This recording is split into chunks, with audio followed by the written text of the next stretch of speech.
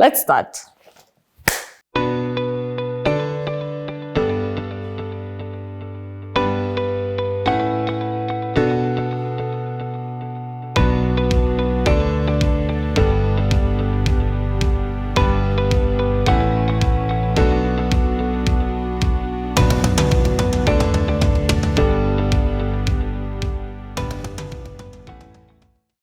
Welcome back to the Woman Experience.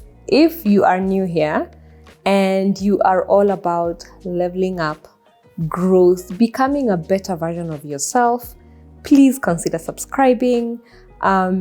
This is a community where we just talk about how to be better, because when you know better, you do better. And thank you for everyone who is on this journey with me, those who've subscribed. I see you.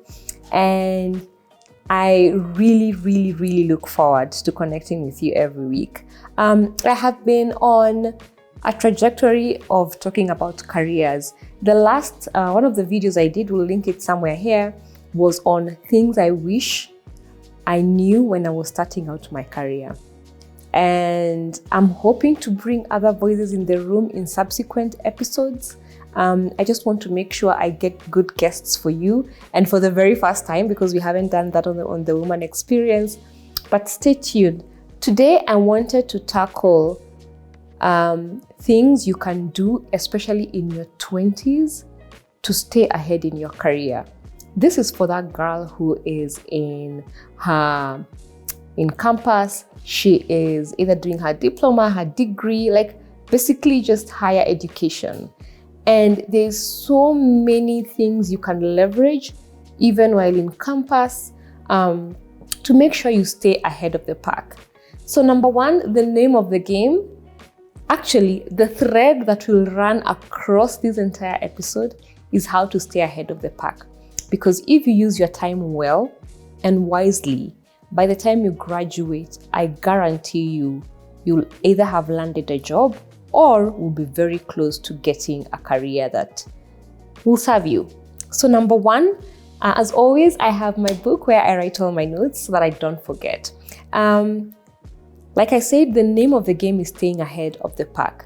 And how can you do this, especially in your early 20s, when you are, fresh in college, in uni? Join membership associations or clubs, whatever they are called, in the university that you're in the college that you're in. This is so hugely important, and the dividends pay off way after you join these clubs. These are things like, I know there was ISEC back in the days. You can tell how old I am. But there are so many memberships and associations that are in campuses, and you wouldn't believe how many people have never even bothered to know what they're about. And this is one platform that I feel launches you as someone who is keen on evolving, someone who is keen on learning. And bonus point, if you find a role or a volunteer role within these membership or associations. It could even be seeking a leadership position, to govern something in campus or to lead something in campus. What these associations gives you are certain skill sets very early on that 80% or the others who are not in these associations give you. So skills like confidence, how to network, how to organize an event, how to mobilize people.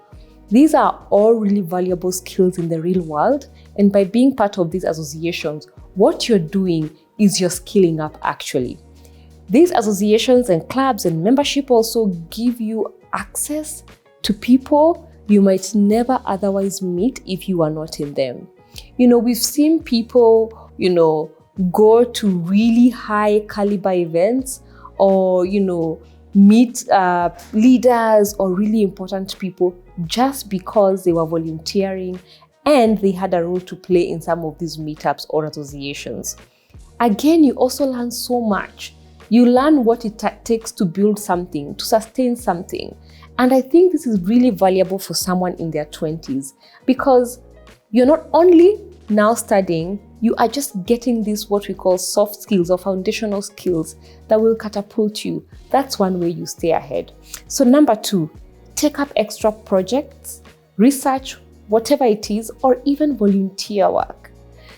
In campus communities or in areas around universities and colleges, there's always communities, and a lot of institutions have a lot of social impact initiatives they run in these communities. Find a way to be part of that.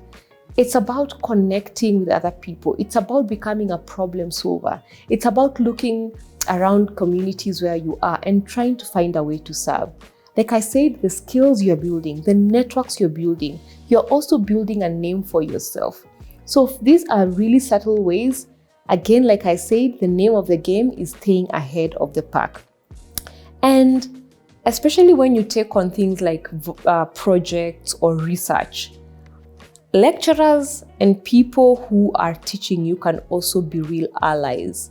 I think if you're strategic and if you know how to approach people in academia, they can be real allies, tell you what the industry is looking for, give you extra work, connect you to the right skill sets and people. So if you're proactive and you want to undertake extra research, extra projects, reach out to your lecturer. This way, what you're doing is that you are getting in environments that are making you stay ahead of the game, so that when the time comes, you will have built such an impressive skill set that will be hard to ignore. Because one of the things that people ask is like, they always say they want people with experience. How do we get experience? And while the traditional industry, I know some of them are looking for like 5-10 years experience, employers, most of them at least, are now recognizing that even skilling, volunteering, being in community and making an impact, that's part of the experience. And so, girl, you'll be ahead of the game. And bonus point, if the project or research that you carry out is aligned to the path you want to test out when you start your career. So for example, if you want to test out accounting or you're an accountant, maybe focus on projects that really enhance the skill set for you. So be really targeted, always thinking where I am, even if I'm a student, I don't have much money. What do I have? What you have is the energy and the skill sets. These are things I wish I knew, by the way. And I did not do much of them. Actually, I think I volunteered once. I think we went to, a children's home or something. But half the time I was just, relaxing. And I want you to do better. Volunteer because you have all the time and the skills. Number 2, on how to get ahead in your career. Start thinking about your job and where you want to be placed and where you want to work a year before you graduate. Remember what we said, you're staying ahead of the pack. And what I've often seen is that, at least in my experience, I started thinking about attachment, internship, job placement just days before I was to graduate. Because you have spent so much time living in this bubble, and then 1 month or after graduation is when you're like, oh, where do I get a job? How do I even begin this job search? So if you want to stay ahead of the pack, I guarantee you will be in a much better place if you start thinking about this 1 year or even at the very latest, a semester before you graduate. And what does this look like? Number 1, when you are in your final year, whatever your industry is, for some people it's longer, like the engineering, medical degrees, whatever your industry is, during your final years, start thinking about the industry. We are in the era of Google. Find out the skill sets that they're looking for. Find out how to start getting internship opportunities. Find out what the job descriptions write for people who are starting out. This way, you're starting to think, what skill set should I start thinking of building even in my final year? And this is so hugely important. Even just looking at the language of how they advertise the industry you want to get into, you will already have started honing your mindset in terms of, when I go out next year in the job market, this is what to expect. And in this period, it is critically important, especially by your final year of campus or college. You need a mentor. Do not wait until you are in the line of your career or you've started to look for a mentor. In fact, a mentor can be a lecturer, it can be someone you admire in the industry. And by the way, I also realize we also have family members who are really successful, some of us, and we don't consider them mentors because we interact with them as family and have never really asked them, what are the skill sets I need? How can you guide me? So just look around and be intuitive to see who can be a mentor. So now, remember, let's call her Angela, just for the sake of this video. She was in campus. She was a member of some association. She volunteered. She has all these skill sets. Now, 1 year before she graduates, she is now really busy looking at the industry. Also, she now has a mentor. The next step, she's starting to craft her CV months before she graduates. This is another way to stay ahead of the pack. You start to write down the skill sets, the units you've learned, and a pushback someone can give me is, I don't have experience. No, find ways, because when you start crafting your CV, you then start thinking about the gaps that maybe could be there for someone who's starting out. Or maybe I haven't skilled up on this, or maybe I don't know the basics of this. By starting to craft your CV months before you go out into the job market, you then have enough time to now make it a bit concrete. Do I have extracurricular activities? Have I ever volunteered? Have I, ever, taken on extra research? So do not wait until after graduation to craft your CV. This is so hugely important. It is the small tweaks that will make a difference. So by the end, like one semester before graduating, you should already have written, even if it's 1 page of a CV or 2 pages, and you've started talking to your mentor and sharing it out with as much people as possible. This is really important. So yes, girls, start sharing out your CV, even if you haven't completed your studies. You would ask, what if I get an opportunity and I'm still in school, or there's a conflict with school and work? That's a good problem to have, actually. There's a lot of people who have gotten opportunities while still in school. I would say that's a really good problem, because you can then agree with the organization or the employer, maybe part-time, or we can wait for you. I have seen examples of that, but it's because these people were proactive to share out their CV and to think about jobs 2, 3, 4, 5 months before they graduate. This is hugely important. If you do this one thing, you'll be ahead of the 90%. The other thing you can do to stay ahead of the pack in your sector, even while in university, look out for opportunities like talks, conferences, events in your sector that don't require you to pay. You can go in, listen to a talk. And I believe that if you are proactive, it's really not hard to find these opportunities. And you don't have to go to huge events. These days, we are in the era of information overload. Use social media proactively, things like LinkedIn. Look about what people in your industry are saying. Follow hashtags or, follow groups on LinkedIn which are in your industry. Then you get to know about some of these events, especially the ones that don't require you to pay. Go there, network. Where there's a will, there's a way. So I feel this is another opportunity that especially people in campus, because sometimes you're so confined in campus and you're used to just staying within the confines of campus, and you haven't thought of looking for a job. So you miss out on a lot of opportunities. So Angela is attending career talks. She's attending these events. She's shared out her CV. She's volunteered for associations in a university.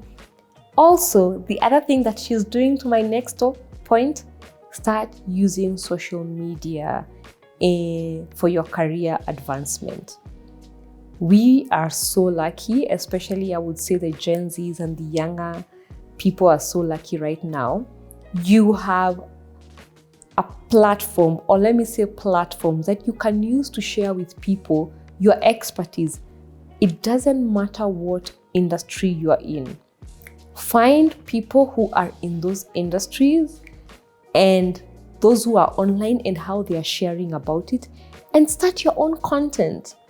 By the way, there's nothing stopping you from doing this, and you could tell your audience, I'm just taking you along with my journey as an accountant, as a budding lawyer, as a budding, activist, whatever it is. You will start to build a platform or a following around you. You will also start finding connections on networks that resonate with you. And by the way, using platforms like LinkedIn proactively can help you start your career on the right path. So even when you're on social media, think of interesting ways to connect with others in your industry and to reach out to people. Some even share a web page of research they've done, things they've done while in school. Just find a way for your name to be on a digital footprint, but in a way that advances your career. These are things we wish we did earlier, but now you know better. And any experience is better than no experience. So I cannot emphasize this enough. Find ways to learn new skills, learn new things every single day from the community and environment around you. I would like to end this episode and say that career progression or career advancement is a mindset. You might not have the money, you might not have the big networks, the resources, but I guarantee you, if you're always thinking 6 months ahead of the pack, always thinking about how can I add value where I am, it becomes easier. We're in a country where getting a job as a young person is becoming frustratingly difficult. I get it. I also was out in Kenya, we call it tamaking, I think for almost a year or two, and I get it. But the minute you realize that this is a game you have to play, and how to play it is to be ahead of the pack, to always think 6 months ahead of everybody else, it gets better. So I'm hoping that this was helpful for you. So be like the Angela, network, volunteer, build your CV way in advance, make those applications even before you graduate. And even after you graduate, by the way, even if no opportunity is forthcoming, just do what I've said in the video. Continue volunteering, continue being in spaces and giving value. Don't just sit at home, because any experience is better than no experience at all. Try these tips and I guarantee you'll be much better for it, and you'll be on your way to starting like a good path on your career. Consider subscribing, share this with other girls who might benefit from it. Next time we'll talk about mid-level career professionals and things you could try to advance in your career. But for now, bye-bye and see you next time.